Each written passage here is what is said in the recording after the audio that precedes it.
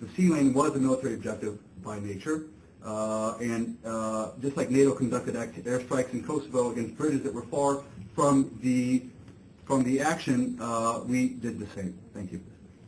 In addition, we would like to address the issue of chemical weapons and, of course, of the misuse of the emblem. However, we do not believe there is enough time to address it in the length that we wish to, so we hope that we have time for it later. I would just like to say then in short and elaborate later that the use of the emblem on the box that was found in the port later, as we know now, was clearly a misuse of the emblem since it was an indication of a ICRC recognized emblem, which was not, however, the way it was supposed to be displayed if used as an ICRC emblem.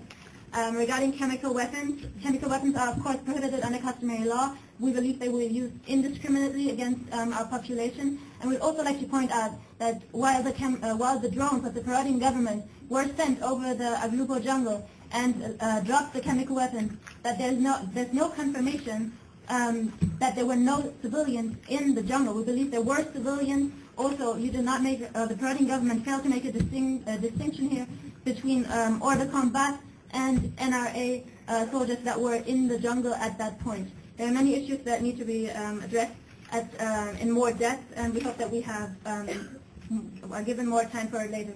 Ms. Bahila, would you please continue?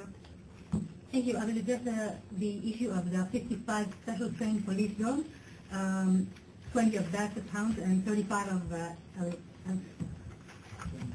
Alatians that were German Shepherds, thank you, that were employed in order to train NLA members in the jungle after being sprayed with a chemical weapon. We address 4 different issues in this matter. The first one will be new weapons, distinction, hors de combat, and denial of quarter. Regarding the first issue, the Peruvian government was under an obligation to determine whether the employment of that new weapon would contradict international law or the provision or the excuse me. You've got 2 minutes left. Thank you. This is mentioned in Article 36 of the Additional Protocol 1, and according to the Convention of Certain Conventional Weapons from 2001, it encourages states who have not yet to conduct reviews according to Article 36 to conduct those reviews. Also, excuse me, according to Article 23C of the Hague Regulation, thank you. Okay. As we have mentioned before, there is not enough time to address all the issues, and we would like to stress the importance of the use of chemical weapons, which we would also like to emphasize that the government of Peru did sign the Chemical Weapons Convention of 1996, and is therefore prohibited to use it in general to use it, or to stockpile. It is also obliged to destroy chemical weapons, and as they are using sorry. Yes, thank you. You finished? Yes, sir. Thank you. Well, let's throw it open, and I'll ask my fellow members of the committee whether they have any questions. Let's start with you, Professor Dr. Arturo, è ok, facciamo il coglione. Sì, però sì. How much time do we have, please? As little as possible. I think the professor means that he'd like you simply to address his questions as briefly as possible when he gets around to any question. Yes. I have a question about this indiscriminate claim of mortar attacks. No? Are you saying that use of mortar weapons, you say per se, unlawful? Just please clarify. Okay. Of course not. My country uses mortars all the time. Of course not, Your Honor. It's a legitimate weapon. but what I stated is the precaution principle must be applied. And when you are using an inaccurate weapon, like mortars, you have to do it when you are able to obey the basic principles. And the use of such weapons in this manner clearly violated the precaution principle. So in a civilian area, it is unlawful. That is what you're saying. If you can't stand up to the basic principle of IHL, yes, it is unlawful to use some kinds of weapons that are inaccurate, as we were aware that mortars are inaccurate. As you are aware, there's a prohibition, for example, on incendiary weapons. They make a pointer there to say not to use in civilian areas. They don't say this with mortars. That's right. Mortars are within the limits that are applicable to all weapons, and these limits are the basic principles of IHL. I concur with the fact that mortars themselves per se are not illegal. What I stated, and I'm clarifying, is that the use of weapons must, that the International Court of Justice said that some weapons that are unable to evade the principles are unlawful. Thank you. May I have one question also? Please, please. Another TCP. You said the sea lane was a military objective. The sea lane itself, if I understood correctly. If I misspoke, Mr. Chairman, I meant to say that the ships were the objective, but the sea lane was, they targeted on the sea lane. And therefore the attack is lawful, is what you say. Yes, the object was the ships. But there is another stage to this.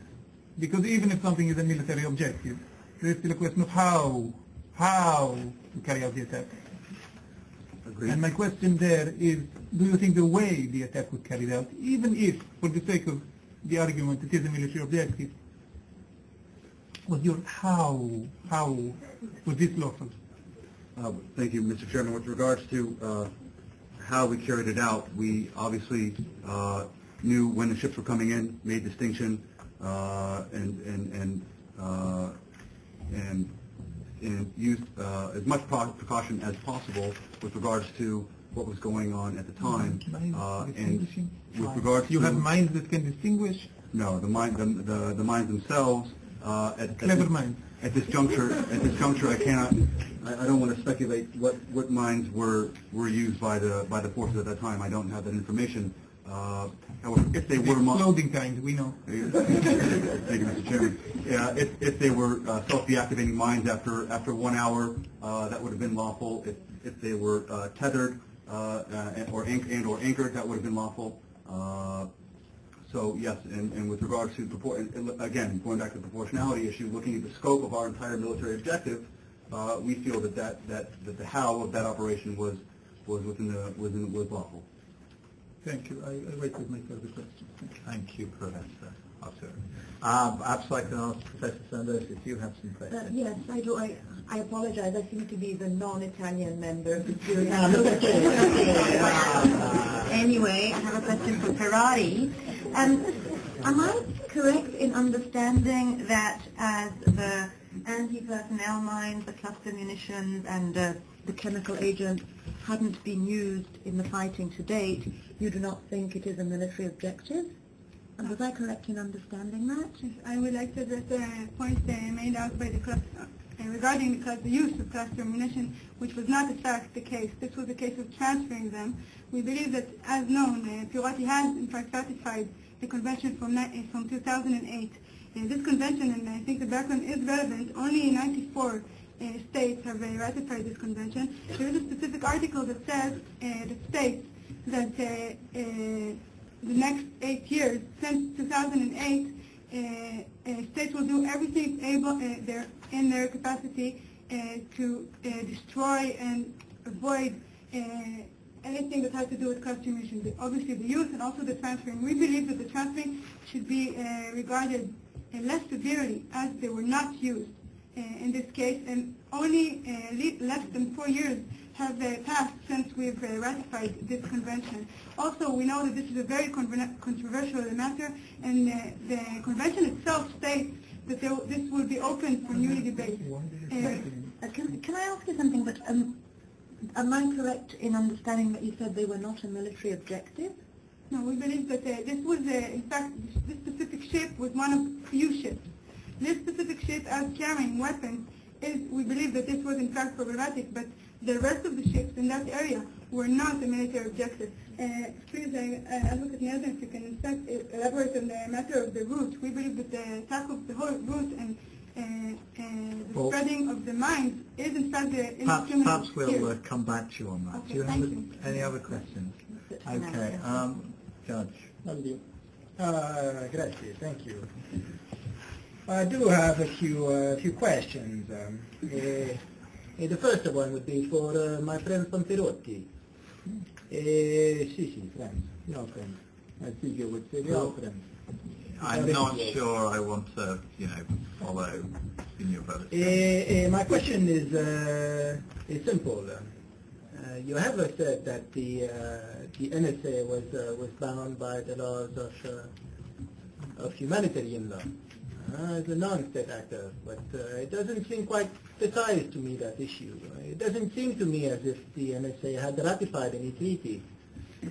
Could you please expand on that? Please, Advocate Moraes.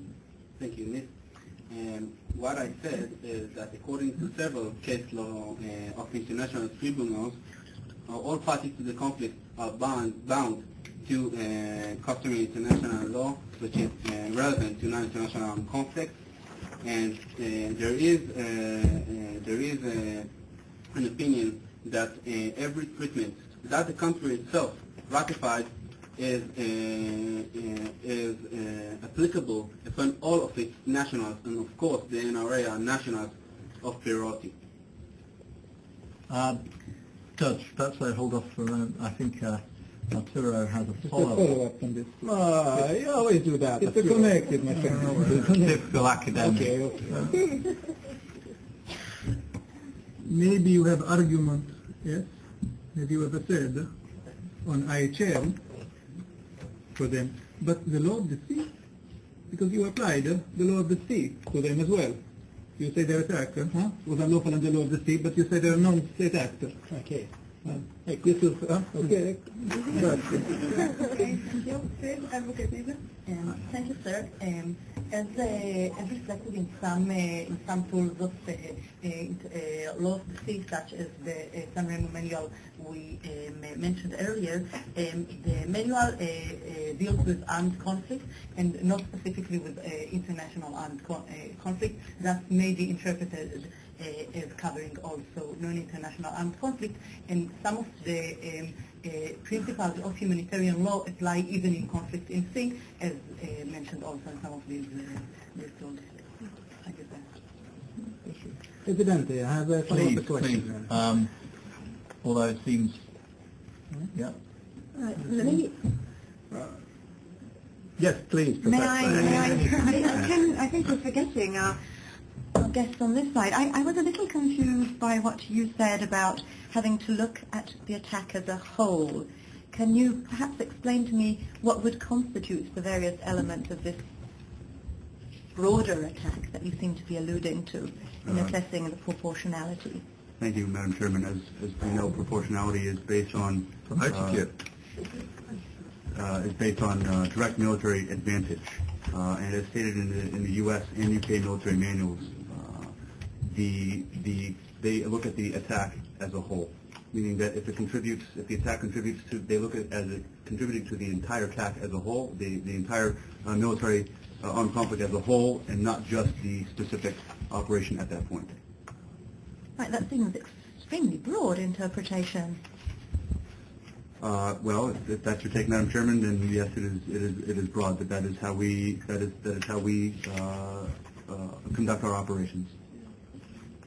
Okay, I've got a question as well, and I'd like to move on, perhaps, if we may, to the events of Rani Sunday. And you had quite harsh things to say about the use of discharger rights, but also the use of these specially trained police dogs. And I wonder if you could elaborate.